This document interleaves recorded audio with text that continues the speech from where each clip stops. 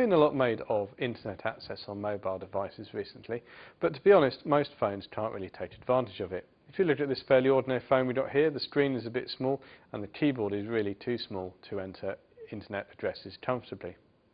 Well, the PocketSurfer2R from Datawind addresses two of these biggest problems with a proper keyboard layout and a bigger screen.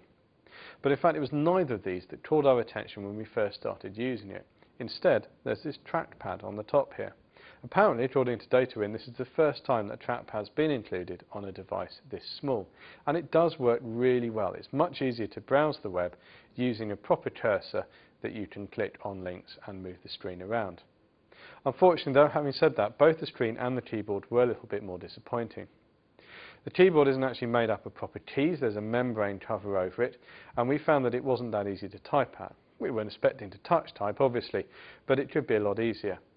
Thankfully, some of these shortcut buttons down the side here are quite good. They've got shortcuts to the home page and to Google searches. The screen is a little bit closer to some of the older screen technology we've seen, and we found that we needed to adjust the brightness and contrast settings to get the best from it. There's one other problem that's not really hardware related, which is that web pages aren't rendered to fit the width of the screen. If you've ever used Opera Mini, you'll know that it works quite hard to reduce the width of web pages so they fit on the device. But here you have to scroll from side to side, which can be quite annoying when you don't know how wide a website is. As well as web browsing, the PocketSurfer2R has built-in email and instant messaging software. And the battery is supposed to last for about 4 hours, which is very close to what we experienced when we were using it. It works well with dynamic websites such as Google Mail for email, and also with some of the more complicated websites like the Zoho Office Suite, which we weren't sure whether it would manage. It's also got GPS built in, which is combined with Google Maps, so you can get directions from your current locations. Now the PocketSurfer2R might seem a bit expensive with a one-off fee of £200, but if you work that out on a monthly basis for the year's subscription, it comes out at about £17, which actually compares very well to mobile phones.